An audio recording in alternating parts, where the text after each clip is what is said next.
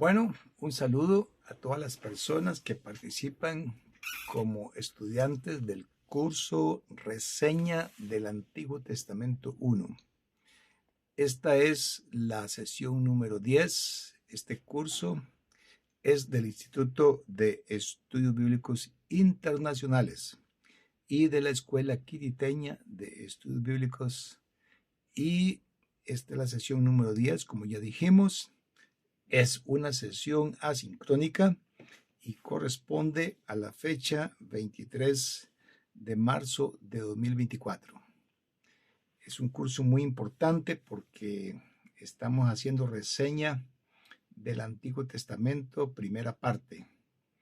En esta sesión, que es la última de reseña del Antiguo Testamento, primera parte, vamos a hacer un estudio de los libros de Esdras y Nehemías. Así que, como ya lo dijimos, y sin más preámbulo, vamos a pasar a explicar que este curso se ha estado basando en el libro de texto conocido como un estudio libro por libro del Antiguo Testamento, del autor Rubel Shelley, quien es reconocido autor, ministro y profesor de la Universidad de Lipscomb, en Tennessee. Este libro fue publicado originalmente en 1982 por la 21st Century Christian Press, con sede en Nashville, Tennessee. Así que vamos a estar una vez más recordando que en esta sesión del 23 de marzo de 2024 nos vamos a estar basando en las páginas 55 a las 62 de este libro, y los comentarios se toman de diversas fuentes de eruditos conservadores.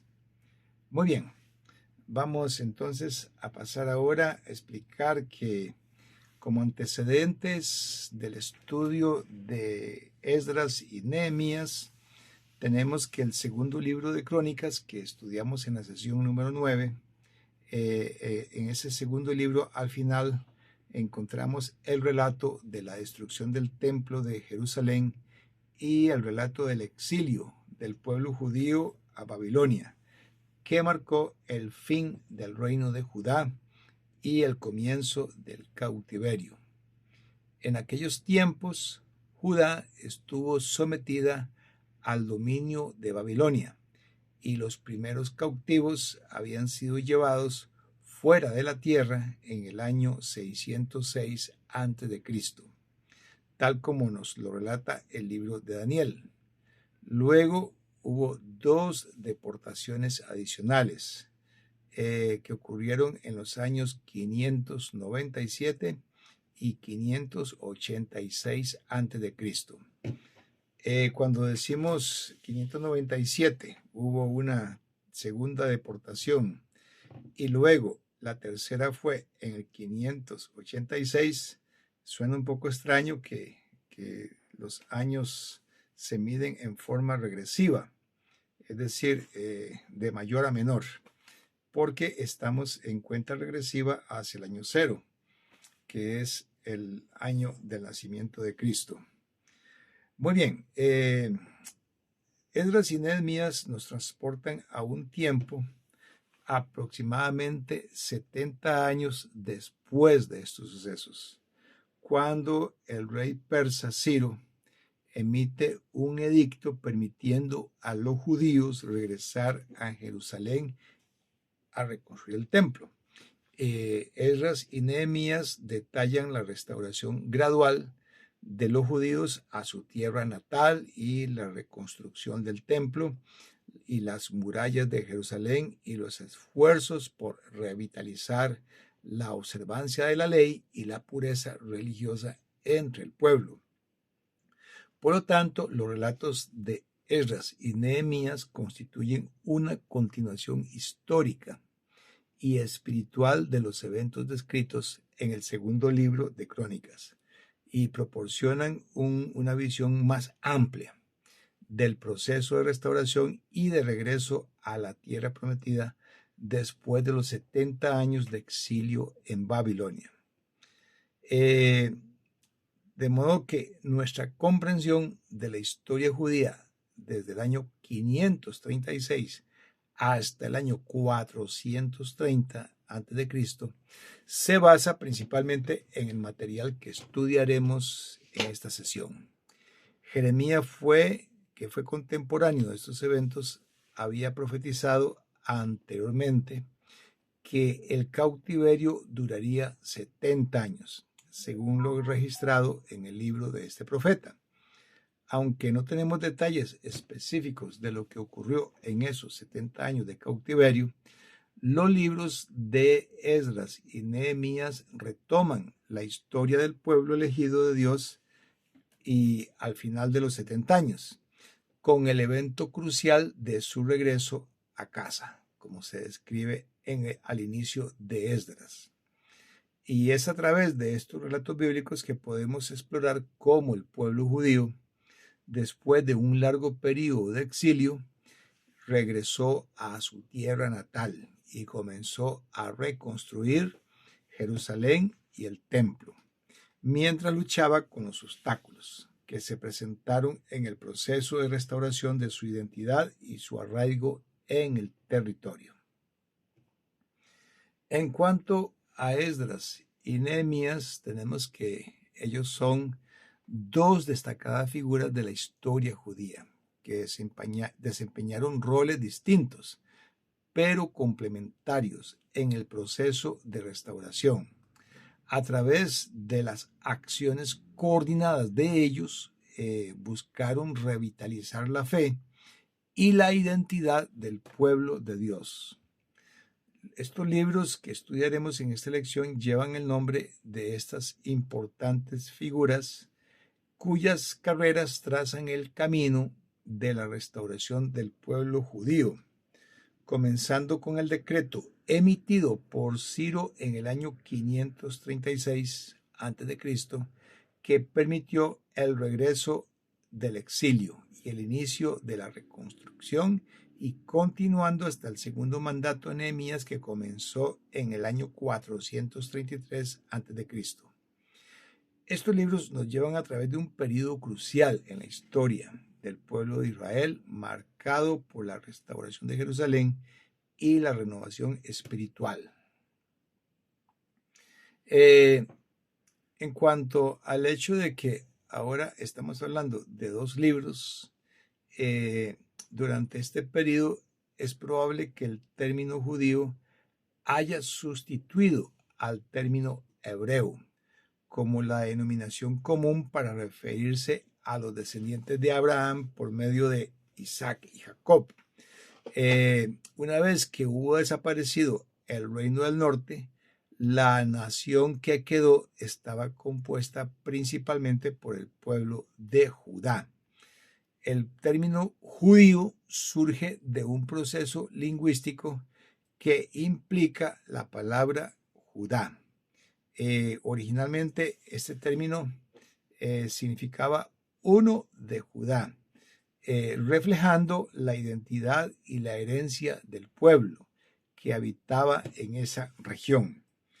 Este cambio lingüístico puede haber ocurrido como resultado de la influencia política y cultural de la época, así como de la necesidad de que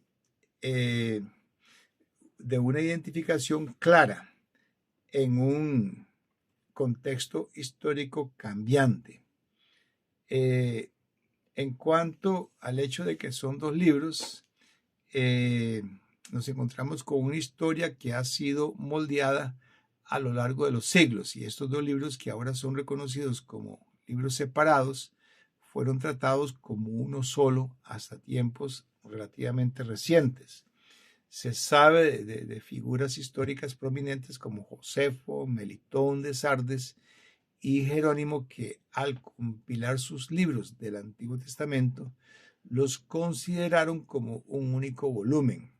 Fue más adelante, con la aparición de la Biblia de Bomberg en el año 1448 que se introdujo la división actual en dos libros individuales. Sin embargo, hay evidencia que sugiere que en algún momento de la historia estos relatos pudieron haber sido considerados como parte integral de los libros de crónicas, añadiendo un estrato adicional de complejidad a la historia y a la interpretación de estos libros. Siguiendo con la idea de que son dos libros, nos encontramos con implicaciones significativas tanto en la Biblia hebrea como en la cristiana. Nos preguntamos si deberíamos considerar a Samuel como un solo libro o como dos, y qué hay de Reyes y de Crónicas, que también los tenemos como dos pares de libros, dos de Reyes y dos de Crónicas. Y son preguntas que nos llevan a reflexionar sobre cómo se organiza y se percibe el texto de la escritura.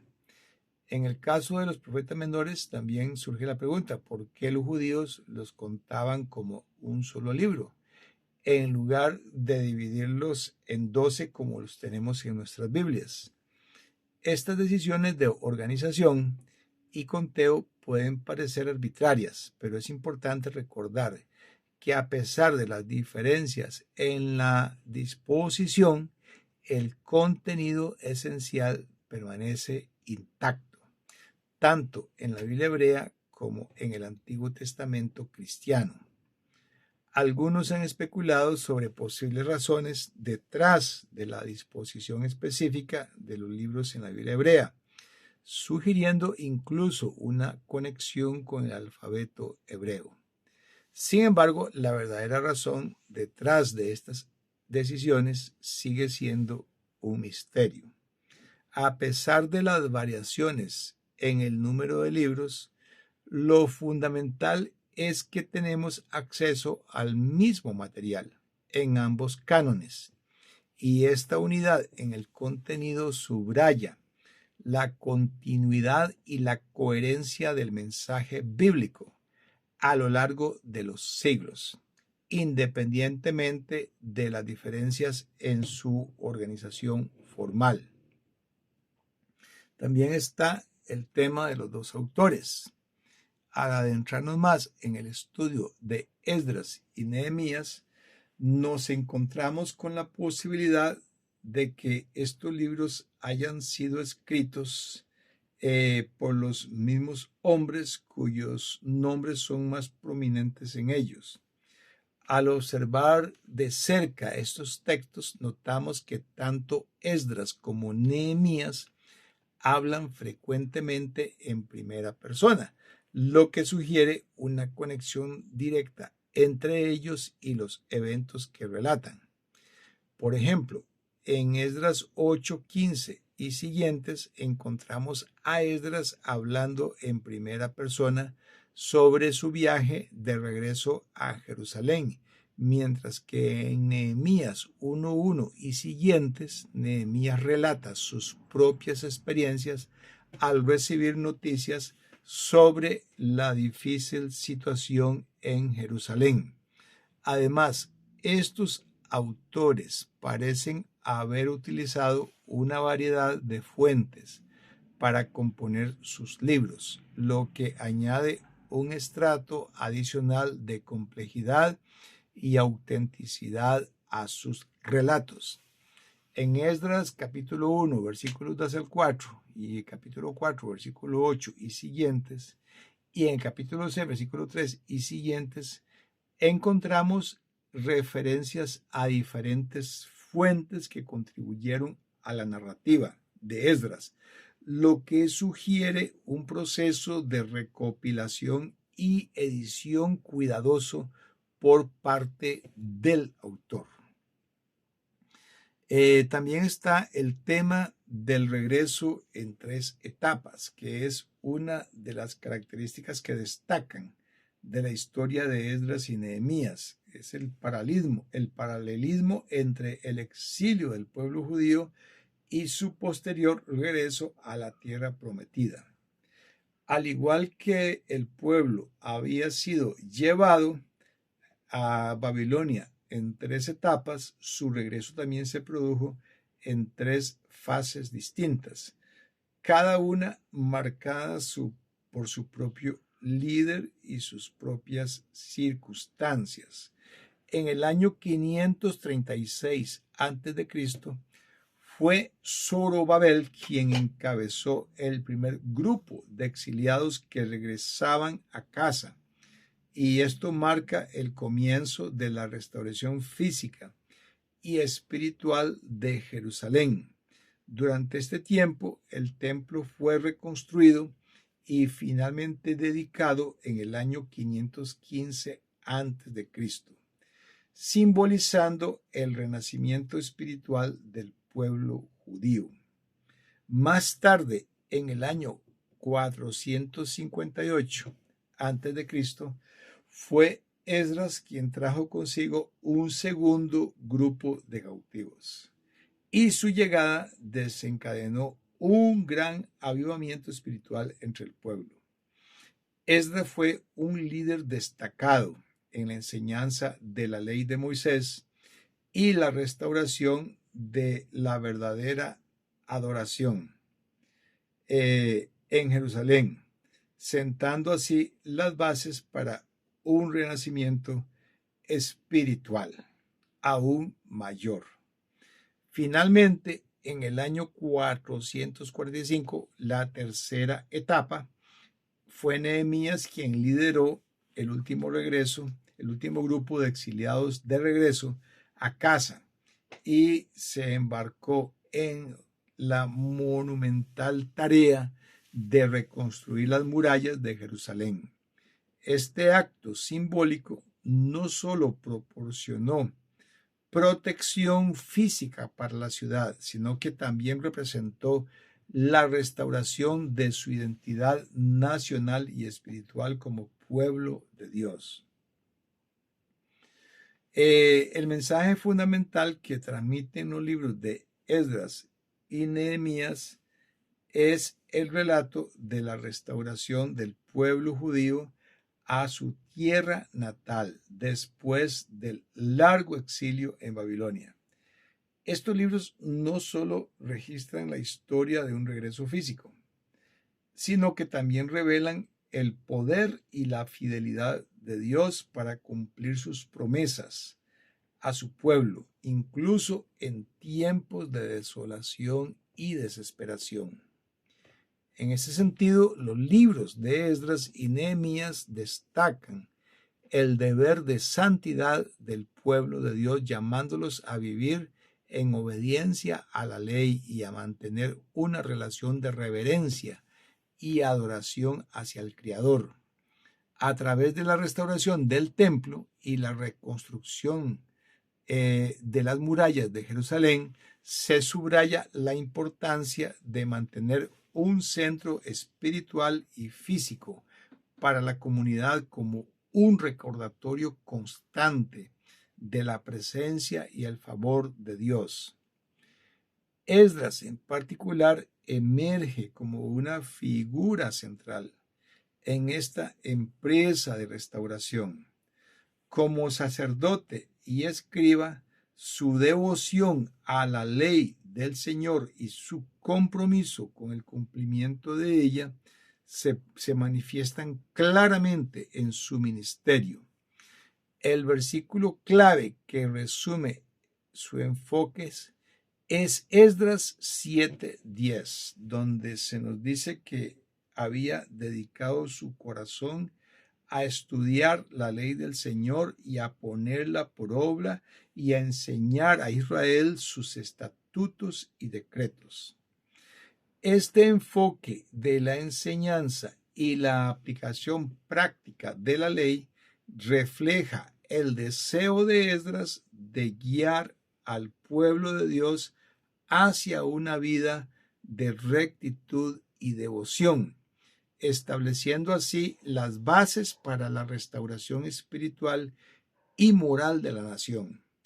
Esdras y Nehemías, cada uno a su manera, se convierten en ejemplos vivientes de liderazgo piadoso y de compromiso con la causa del reino de Dios en medio de tiempos tumultuosos. En cuanto a la idea de restauración, Nehemías, por otro lado, desempeñó un papel distinto, pero igualmente crucial en la restauración de Jerusalén. Inicialmente ocupaba una posición privilegiada como copero del rey Artajerjes I de Persia, lo que le otorgaba una influencia significativa en el palacio de Artajerjes. A pesar de su comodidad y seguridad en el palacio de Artajerjes, Nehemías se conmovió profundamente por el estado de desolación de Jerusalén, y esto fue lo que le motivó a liderar el proceso de restauración. Después de que Esdras ya había comenzado su labor en la ciudad, Nehemías surge como una figura de liderazgo adicional al recibir el nombramiento como gobernador civil de Jerusalén. Y su determinación y compromiso con la tarea se evidencia en su famosa respuesta a los que intentaban distraerlo de su labor cuando les dijo: estoy haciendo una gran obra y no puedo bajar. Nehemías 6:3. Esta declaración refleja la singular devoción de Nehemías hacia la reconstrucción de Jerusalén y demuestra su firmeza y su enfoque en medio de la oposición y la adversidad. Ahora, la colaboración entre Esdras, que era sacerdote y escriba, y Nehemías, que era el gobernante civil, esta colaboración ilustra vívidamente cómo dos hombres con diferentes roles y habilidades se unieron en un propósito común, que era glorificar a Dios y restaurar la ciudad de Jerusalén en un momento crucial de la historia de la nación. Su trabajo conjunto refleja la importancia de la unidad, la colaboración y la dedicación en la búsqueda de la voluntad de Dios y la edificación de su pueblo. Uno de los temas principales que se destaca en los libros de Esdras y Nehemías es la soberanía y el control de Dios sobre la historia y las naciones. Este tema se ilustra notablemente a través de la figura del rey Ciro, cuyo papel en la restauración de Jerusalén revela la mano providencial de Dios en los asuntos humanos. El Ciro que se menciona en los libros de Esdras y Nehemías es Ciro II, conocido como Ciro el Grande, quien gobernó el imperio persa aqueménida desde el año 559 hasta el 530 a.C. y su ascenso al poder marcó el comienzo de una nueva era en la historia del Antiguo Testamento, con el fin del dominio babilónico y el surgimiento del imperio persa. La caída de Babilonia ante los ejércitos de Darío el Medo en el año 539 a.C. marcó un punto de inflexión en la historia antigua, y el ascenso de Ciro como gobernante persa desempeñó un papel fundamental en el cumplimiento de las profecías bíblicas y la restauración del pueblo judío. Este evento histórico no solo fue un cambio geopolítico significativo, sino que también fue un testimonio del control soberano de Dios sobre los acontecimientos humanos, cumpliendo sus propósitos a través de los líderes y las naciones terrenales. Un aspecto notable de la historia de Ciro en los libros de Esdras y Nehemías es el cumplimiento de la profecía bíblica. especialmente la predicción de su papel en la restauración de Jerusalén. Aproximadamente 150 años antes de estos eventos, el profeta Isaías había anunciado el papel de Ciro en la reconstrucción del templo, mencionándolo incluso por nombre. Este cumplimiento profético no solo es un testimonio poderoso de la autenticidad de las Escrituras, sino también una demostración de la soberanía de Dios sobre la historia y su capacidad para revelar el futuro a través de sus profetas. La confirmación histórica de la generosa política de Ciro también respalda el relato bíblico. Los registros históricos fuera de la Biblia confirman que Ciro adoptó una política tolerante hacia los pueblos sometidos, permitiéndoles reconstruir sus santuarios y practicar su propia religión. Esta actitud benevolente hacia los judíos y otros grupos étnicos conquistados se alinea con la descripción bíblica de Ciro como instrumento en las manos del Señor para llevar a cabo sus propósitos eternos. Aunque Josefo, historiador judío, afirma que Ciro había leído las profetas de Isaías, aunque esa afirmación de Josefo plantea ciertas preguntas, no hay evidencia concluyente de que Ciro haya sido consciente de estar cumpliendo una profecía bíblica específica. Sin embargo, el cumplimiento de la profecía a través de los eventos históricos subraya la fidelidad de Dios para cumplir sus promesas y revelar su voluntad a través de los acontecimientos humanos.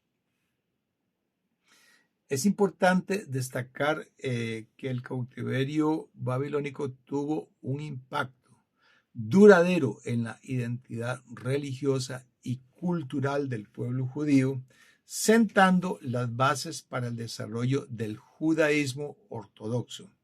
Durante los 70 años en Babilonia surgieron 3 instituciones significativas que influirían en la vida religiosa de los judíos en los siglos venideros. En primer lugar está la institución de la sinagoga, que se convirtió en un lugar central de adoración y estudio de la ley cuando el templo en Jerusalén fue destruido. Las sinagogas proporcionaron un espacio para la oración, el estudio de las escrituras y la enseñanza religiosa, permitiendo que la vida comunitaria judía continuara incluso en la ausencia de un templo físico. En segundo lugar, la figura del escriba emergió como otra institución, figura que era de un estudiante y maestro profesional de la ley de Moisés. Los escribas desempeñaron un papel crucial en la preservación y transmisión de la enseñanza religiosa, interpretando y aplicando la ley a la vida cotidiana del pueblo. Y la tercera institución es la diáspora judía, que se consolidó durante este periodo, porque muchos judíos optaron por no regresar a su tierra natal y en lugar de ello permanecieron dispersos entre las naciones, que es lo que significa la palabra diáspora. Y esta dispersión tuvo importantes implicaciones para la vida religiosa y cultural de los judíos, contribuyendo a la formación de comunidades judías en diferentes regiones del mundo. Estas 3 instituciones, surgidas durante el cautiverio babilónico, continuaron desempeñando un papel significativo en la vida religiosa y social de los judíos en los siglos posteriores, y también influyeron en la vida de Cristo y en el desarrollo temprano de la iglesia primitiva. Vamos a entrar ahora entonces a una guía de lectura. vamos a empezar diciendo pues que estas narrativas de Esdras y Nehemías constituyen una guía para comprender los acontecimientos que rodearon el regreso del pueblo judío a su tierra natal después del cautiverio en Babilonia.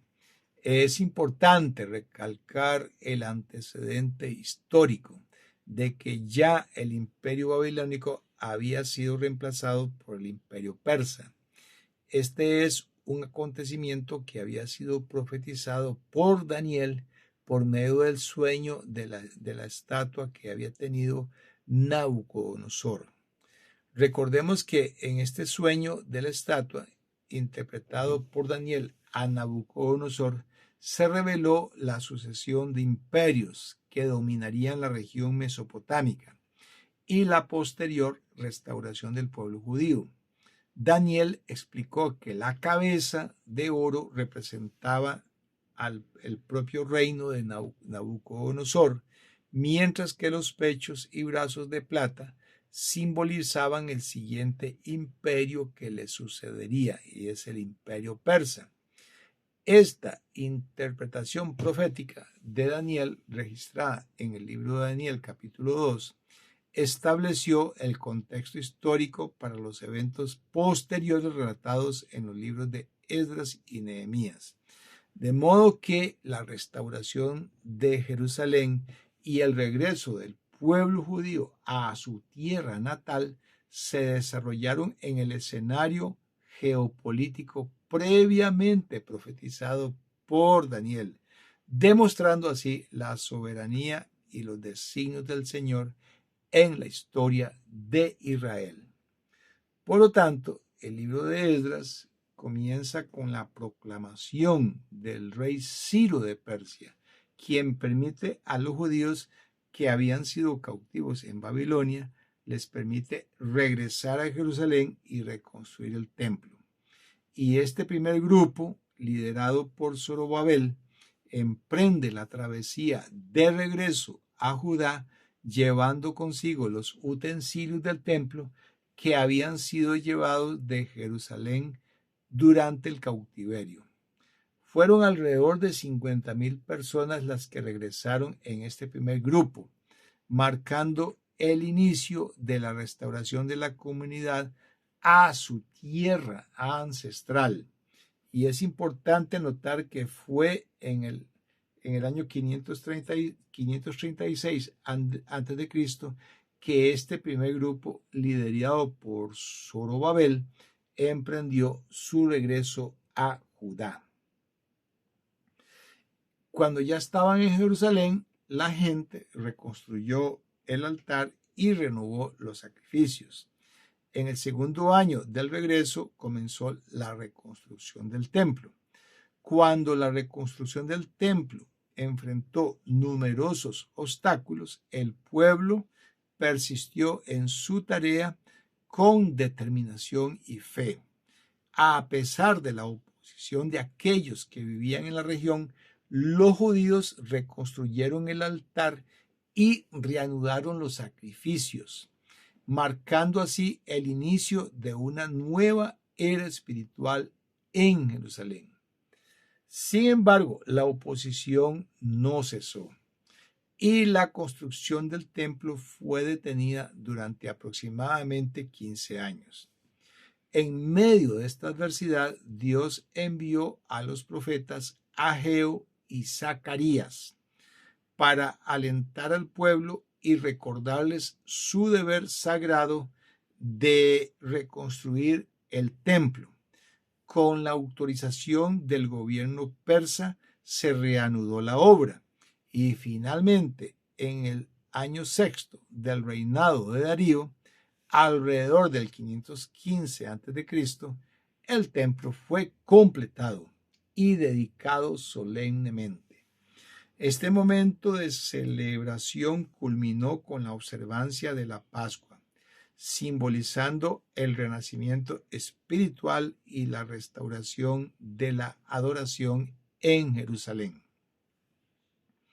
Hablemos ahora en esta guía de lectura acerca del segundo grupo, que fue después de un periodo de alrededor de 60 años desde la finalización del templo, donde el libro de Esdras nos lleva a un nuevo capítulo en la historia de la restauración de Jerusalén.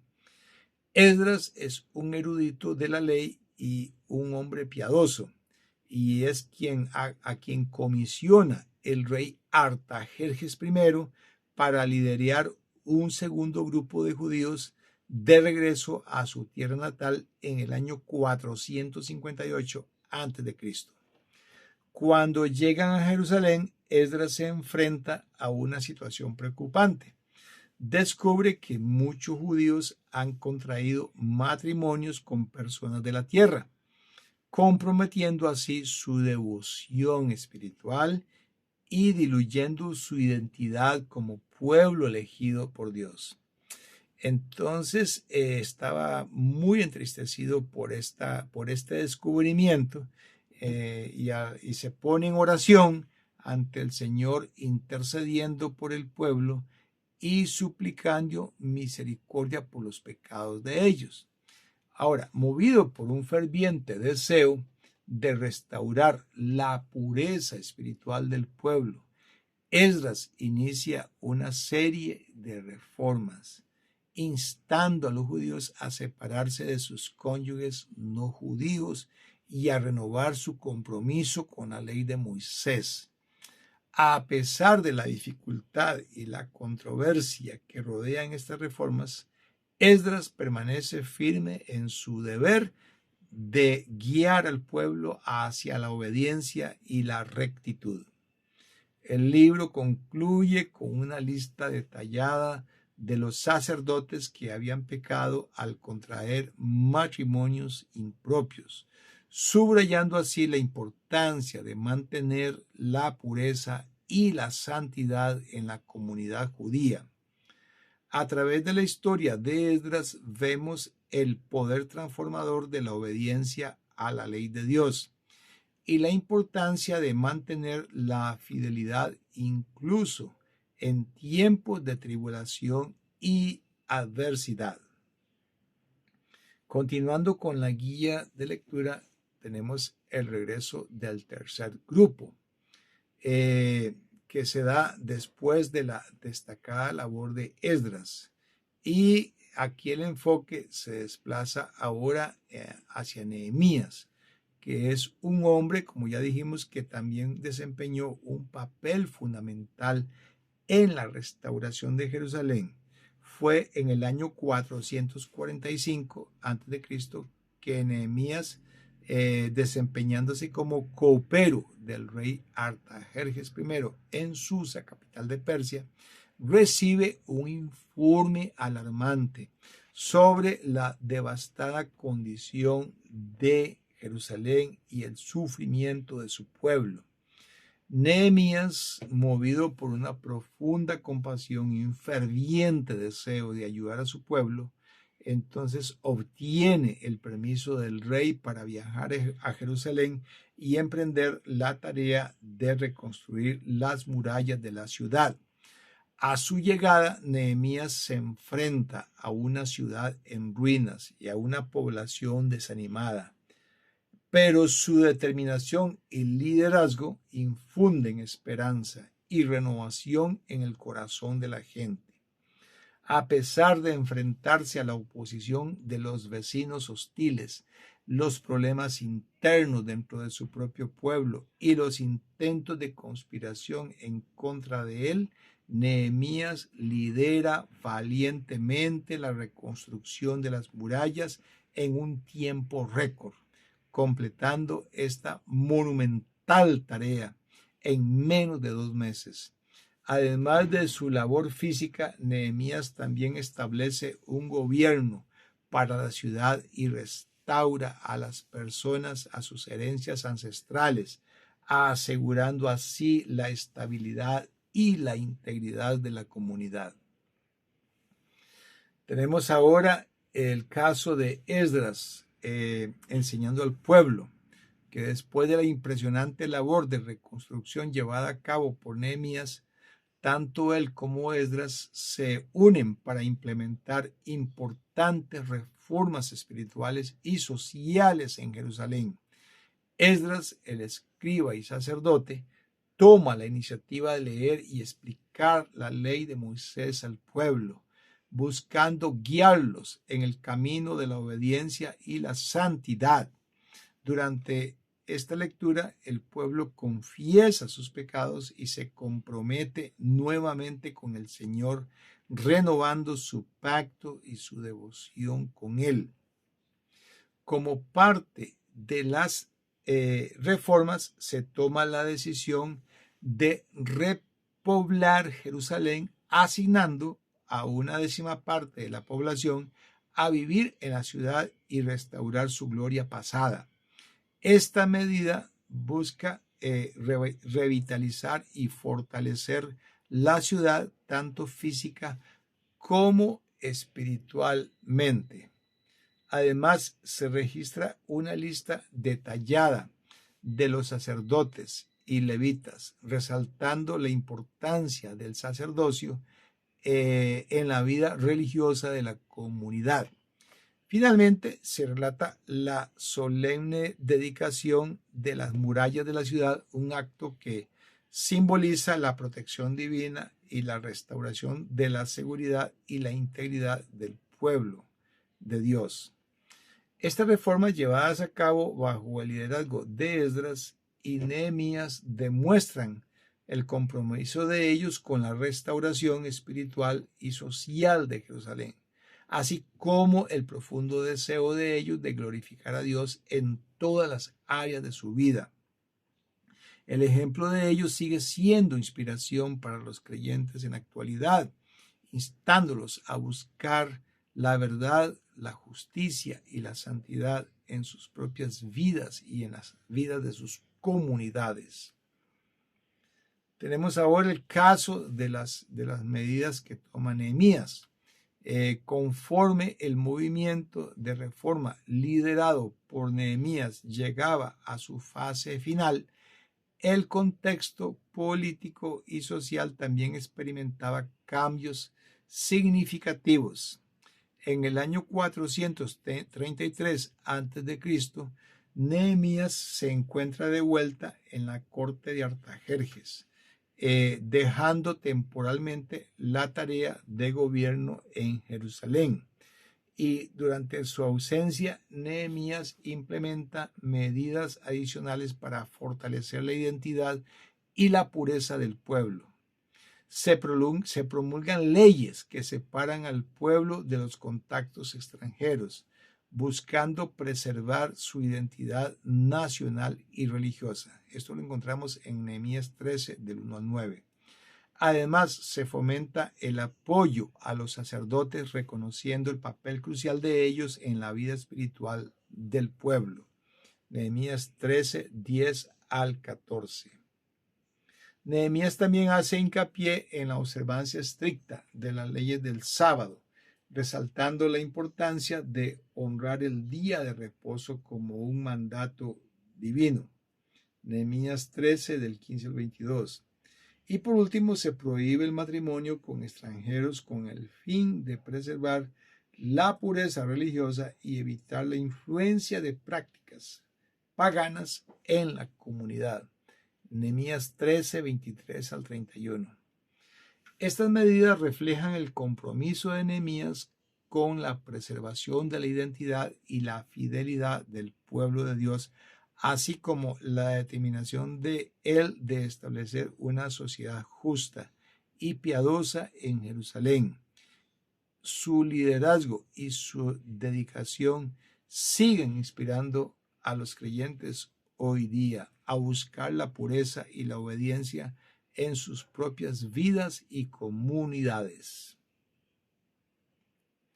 En conclusión, nuestro estudio sobre Esdras y Nehemías nos adentra en un periodo crucial de la historia del Antiguo Testamento, donde la restauración de Jerusalén y la renovación espiritual del pueblo judío marcan hitos significativos. A medida que vamos avanzando en nuestro recorrido por la literatura restante del Antiguo Testamento, es vital recordar y aplicar las lecciones aprendidas de estos dos libros. La historia de Esdras y Nehemías nos enseña la importancia de la fidelidad a Dios, la perseverancia en la adversidad y el liderazgo comprometido en tiempos de cambio y desafío. Al estudiar los libros que faltan del Antiguo Testamento, es esencial hacer referencia a esta etapa de la historia para comprender plenamente el contexto y la relevancia de las personas y los eventos que encontraremos. A través del ejemplo de Esdras y Nehemías, se nos reta a seguir su ejemplo de dedicación y fe y obediencia a Dios en todas las áreas de nuestras vidas. Que las historias de estos dos hombres nos inspiren a perseverar en nuestra búsqueda de la voluntad de Dios y a trabajar incansablemente por su reino, confiando en su fidelidad y liderazgo en cada paso del camino. Fin de la sesión número 10 y fin del curso Reseña del Antiguo Testamento, primera parte.